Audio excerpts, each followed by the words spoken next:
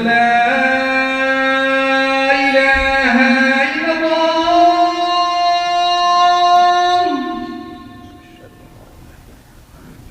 أشهد أن لا إله إلا الله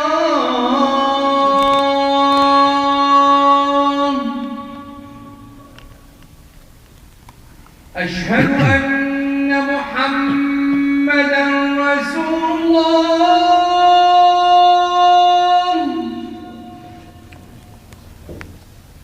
أشهد أن محمدًا رسول الله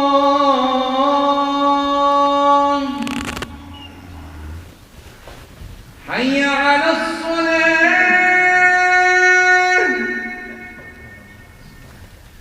حي على الصلاة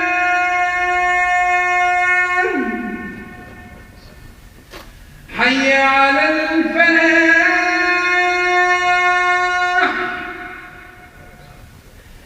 حي على الفلاح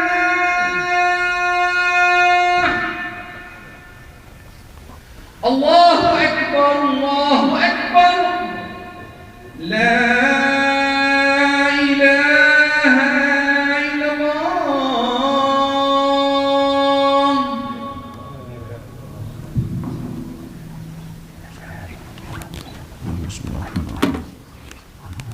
إن الحمد لله تعالى نحمده ونستعينه ونستهديه ونعوذ بالله من شرور أنفسنا ومن سيئات أعمالنا إنه من يهدي الله فلا مضل له ومن يضلل فلا هادي له وأشهد أن لا إله إلا الله وحده لا شريك له وأشهد أن محمدا عبده ورسوله اللهم صل على محمد وعلى آل محمد كما صليت على إبراهيم وعلى آل إبراهيم وبارك على محمد وعلى آل محمد كما باركت على إبراهيم وعلى آل إبراهيم في العالمين إنك حميد مجيد يا أيها الذين آمنوا اتقوا الله وقولوا قولا سديدا يصلح لكم أعمالكم ويغفر لكم ذنوبكم ومن يطع الله ورسوله فقد فاز فوزا عظيما ثم أما بعد.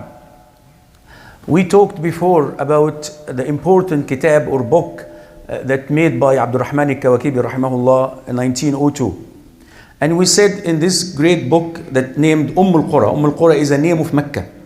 He imagined a conference and he called many shuyukh and ulama and imams and thinkers from the Muslim ummah, from Morocco all the way to India, from Europe all the way to Africa, and he gathered them in his mind. Some people said it's true, but actually, it was an idea, a dream that he invited us to share with him.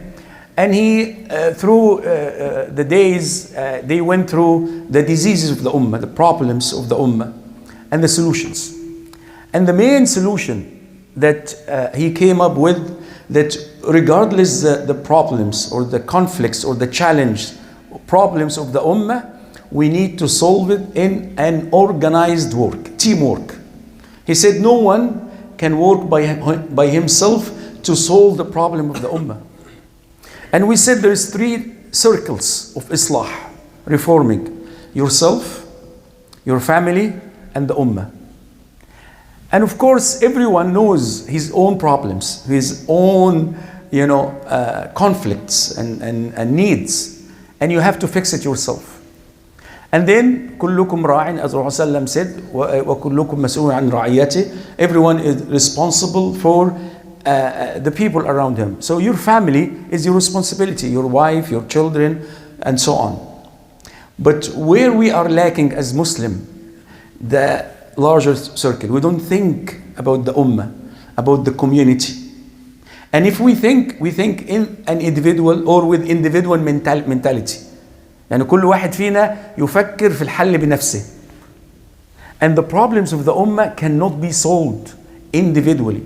It has to be through organized work. And this is the main message that he said 1902. It's almost 120 years that he made this call for the ummah. And subhanallah, when we study the history of the struggle of our ummah in the last 100 years, we will see 3 groups, three important groups that came to existence either directly with the thoughts of Abdul Rahman al-Kawakibi or indirectly. Because you know the Ummah are thinking about the needs and how to solve the problems. One of them is Jama'at al-Ikhwan al-Muslimin, the Muslim Brotherhood in Misr, Egypt. It was established 1928. And the other one, Jama'at al-Islamiyya in India, established 1941 by a great Imam, Abul al-Mawdudi rahimahullah. Abul al-Mawdudi, he was rewarded يعني منح جائزة الملك فيصل من المملكة العربية السعودية. He was rewarded the reward of King Faisal rahimahullah for the Islamic work or activities or serving the Ummah, just to appreciate the work he did and to see what we see right now was not the truth. That 50 years ago or 100 years ago, things are changing for a purpose. Because all the kings and the people back then, they appreciated the work of this great ulama. And the third one, Jama'at Tabligh wa Da'wah by Muhammad Ilyas al-Dahlawi from Delhi, from India. It was established 1926. So we have three major groups that took the ideas into mechanisms. And this is a great act they did. The ideas how to solve the problems of the Ummah through organized work, they came up with mechanisms to solve the needs of the Ummah. And of course there is another group, but they don't have this organized structure like the other three groups I mentioned, which is the Salafi stream, at-Tayar al-Salafi. Subhanallah, every group, whatever Ikhwan Muslimin or Jama'ah Islamiyya or Tabligh and Da'wah, they made mistakes because they are not human. And through the work, and even subhanAllah, in any act of work we do, whatever business or any activity we do, because we are human, وَالْعِصْمَةُ لِلْأَنْبِيَاءِ فَقَط, يعني the full protection from mistakes only for prophets by the power of Allah subhanahu wa ta'ala. When they make mistakes, ulama start to not to destroy them, not to shut down them, but they start to rectify them. And this is why you will hear a lot of great shuyukh, يعني Sheikh bin Baz rahimahullah, Ibn Uthaymin, Sheikh Albani, all these great mashayikh, that their focus was to revive the knowledge and the scientific movement of the people of the Ummah. We have people start to do the work, and through their work, they make mistakes. And the ulama, the smart ulama, they didn't say, you know what, this is wrong, we should not do it. And this is why, subhanAllah, when you see many people right now, they criticize any jama'ah, any institution, any organization, as if, I call it وأد البنات. You know, عرب, كان العرب في الماضي يأيدوا البنات ونحن الآن نأيد المؤسسات. Arab, they used to kill the daughters when they, you know, if any female baby, they will kill her. Now we are, by our own hands, we are, some of us, and I'm not saying everyone, trying to kill and destroy and shut down the organization that were established almost 100 years ago to fulfill the needs of the Ummah. We can see the groups that I mentioned, the Salafi group, mainly they focus on ilm and knowledge. And you know, many of you who are sharing my age, we have a lot of weak hadith that's ضعيف, even fabricated موضوع, and we don't pay attention to them. We used to say them and listen to them, but with the blessing of ulama, mainly the Salafi ulama, Sheikh Albani, bin Baz, Ibn Uthaymin, now average Muslim, when you tell him a hadith, say, is this hadith authentic? Is this hadith sahih or not? Can we implement this hadith or not? You know, and this is a great achievement. Al-Ummah tata'allam, the whole Ummah has more knowledge now about when someone tell you something, they need to understand if this hadith is authentic or not, and they try to understand this hadith, what it means, and so on. In the same time, the Jama'ah of Tabligh, and again, I'm not saying all these Jama'at are angels. They make mistakes. And some of them even make bid'ah.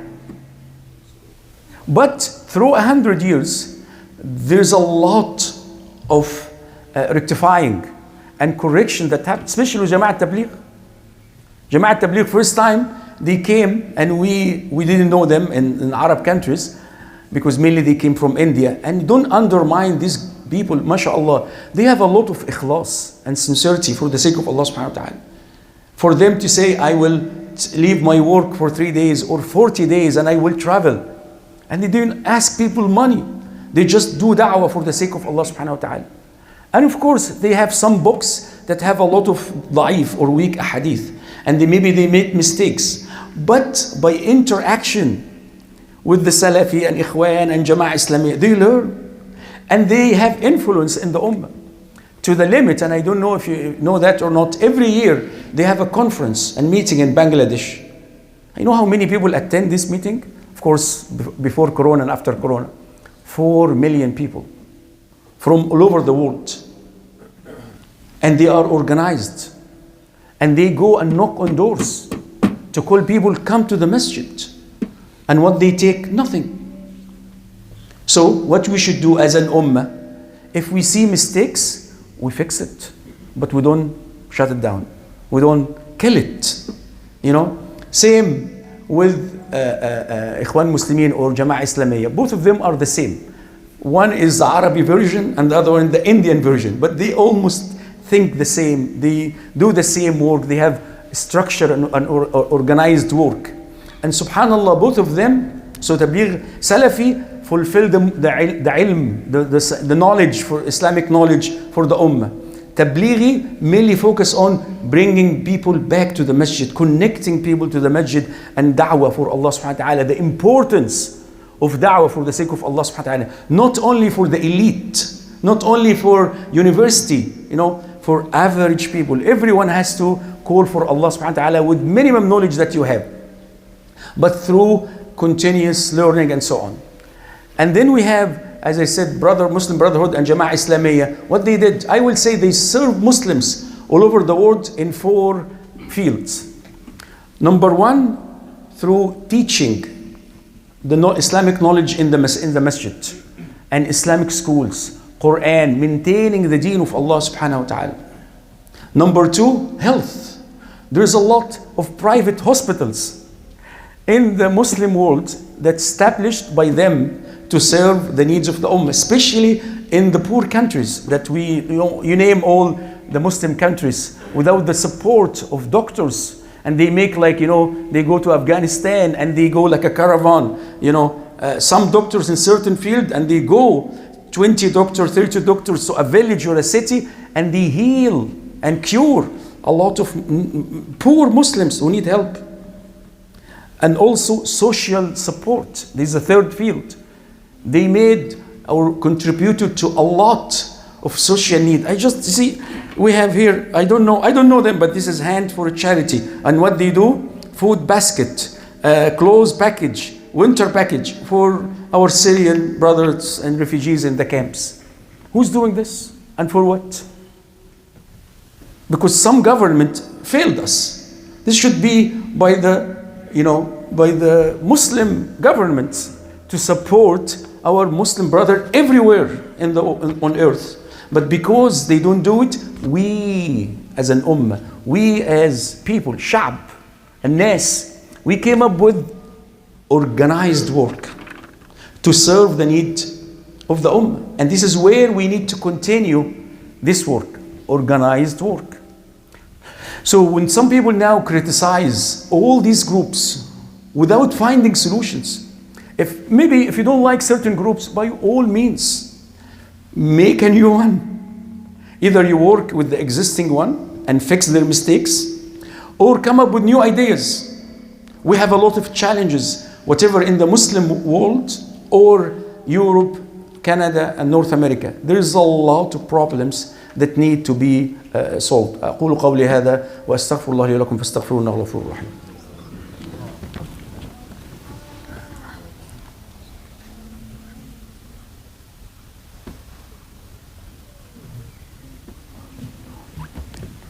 الحمد لله وكفى وسلام على عباده الذين اصطفى وأشهد أن لا إله إلا الله وحده لا شريك له وأشهد أن محمدا عبده ورسوله ثم أما بعد.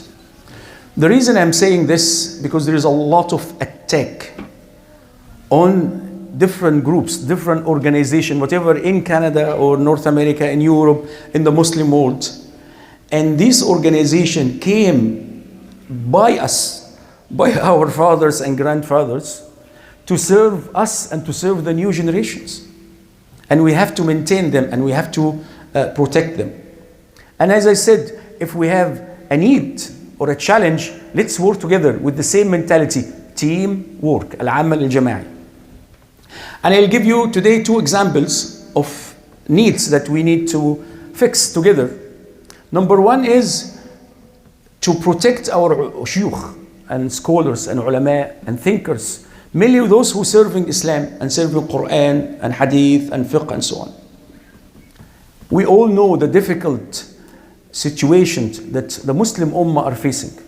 So the shuyukh cannot focus on ilm. They have to do more than one job.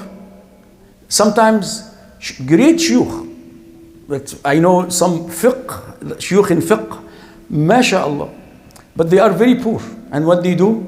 They teach children Quran. I'm not saying it's not important, but we can get some of their students to teach kids Quran. And this sheikh will come and we free his time to come up with solutions for a lot of financial issues that we are facing in our modern time, and we don't have a solution for them. We don't know how to deal with different financial issues. Mortgage, leasing, financing your car, there's a credit card, lots of issues that our shuyukh need to really sit and think about them. So all I'm saying is, take any sheikh anywhere in the world, and sponsor him. By yourself, a group of friends, $100 can make big difference. I know if you have $500 for anyone in any Muslim countries, he will live, in a good condition, and he will be able to focus on ilm, spreading the knowledge of Allah subhanahu wa ta'ala. And this should be our duty. If you are from Syria, sponsor some shuyukh from Syria to teach people. During the Soviet rule of lots of Muslim countries, because they were attacking the religion, they have lots of stories about sheikh who will go to a village. And of course, if they know that he's teaching Islam, they will arrest him. The authority will arrest him. So he'll go to your house and he will hide. He will live either in the basement or in the attic. And the children of the village will go and visit this sheikh every day. Every day they will come. And the sheikh will not leave the house for 2 years, 3 years, until he finish his job by teaching the children Quran. And then he will go and move to another village. And this is how many Muslims maintain their religion in former Soviet Union. So again, maybe a small work these people did, but maintain the religion of Allah subhanahu wa ta'ala. Protect the religion of Allah subhanahu wa ta'ala. So you can do this in an individual organized work with some friends. You can sponsor a sheikh, $100, $200, whatever, and you do it.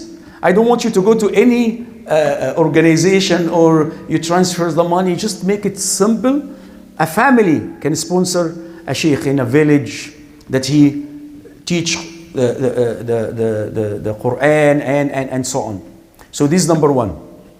And I'm calling everyone, even $10 a month, make it out of your salary.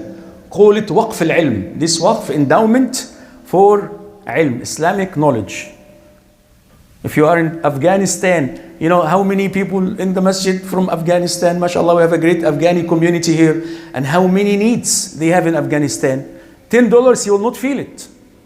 And how many great shuyukh in Afghanistan that can maintain and will maintain the deen of Allah subhanahu wa ta'ala. But they don't have to, we free their time to focus on serving the deen.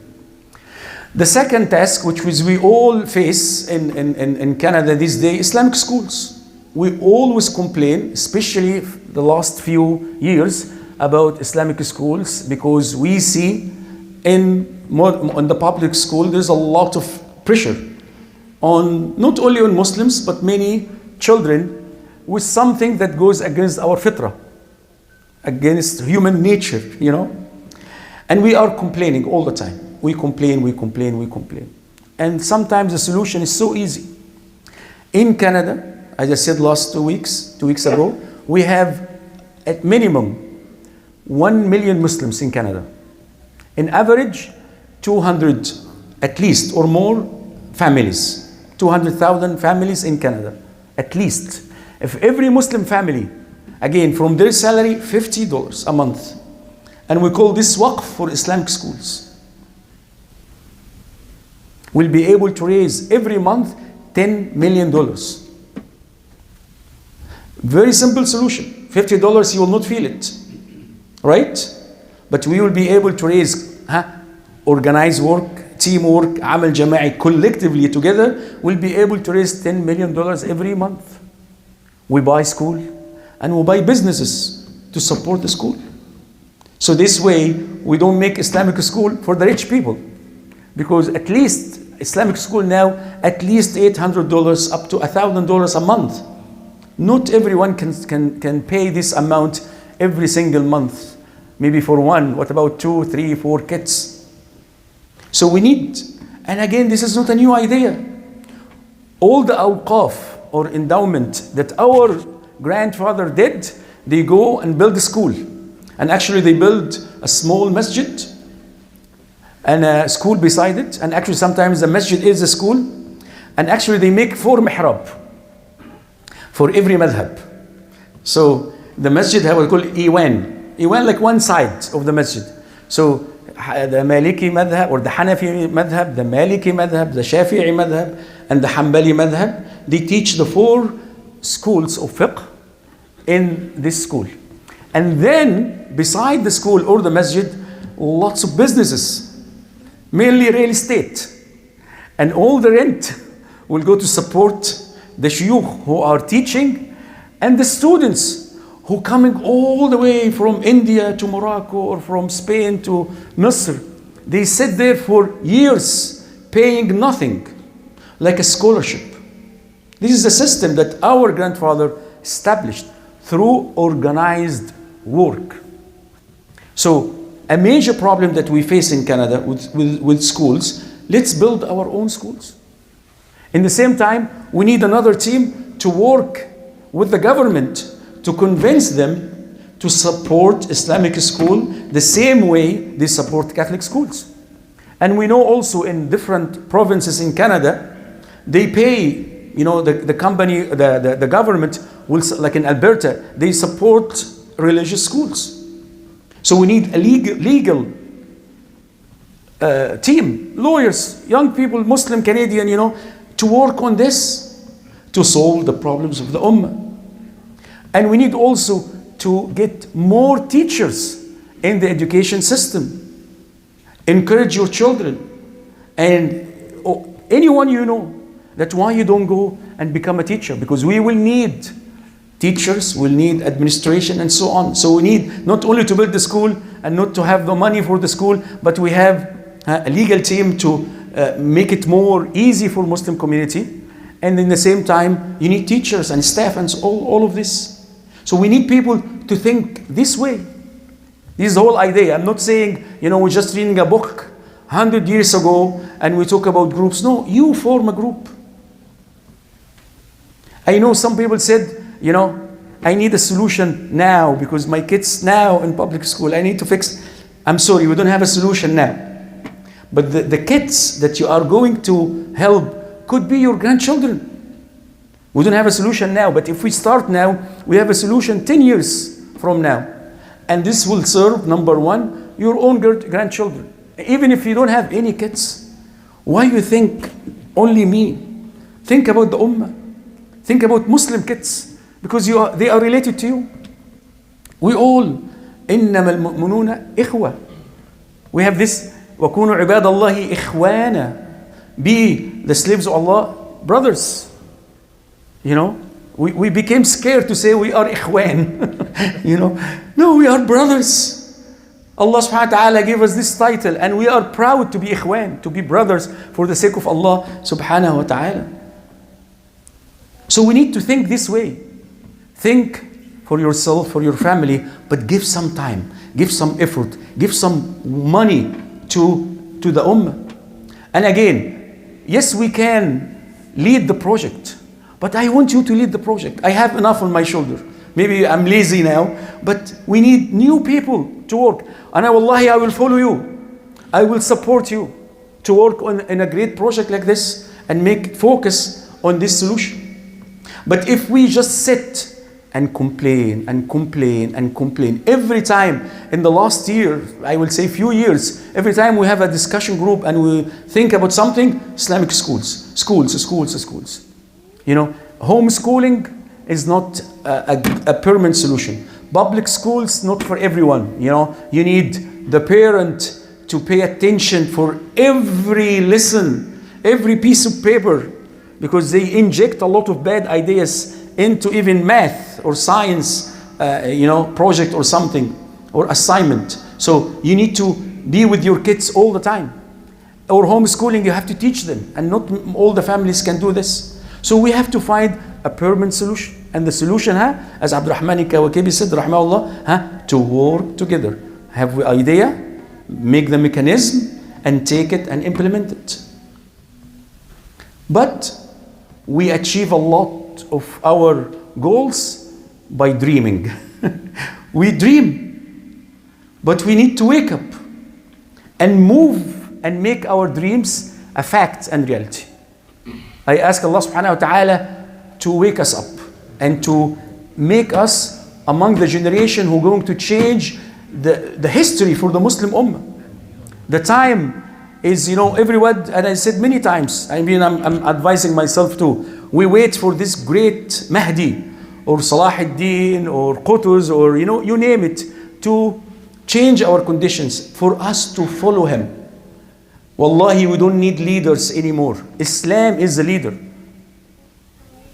The idea, the system is the leader.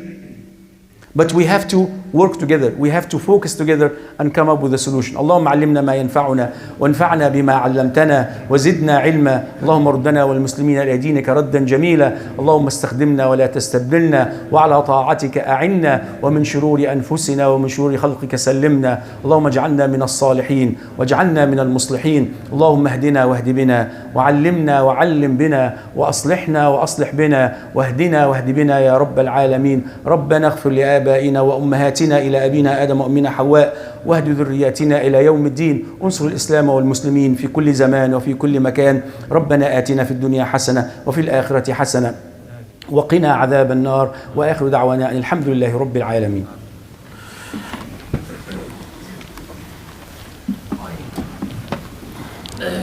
Just a quick announcement before we start.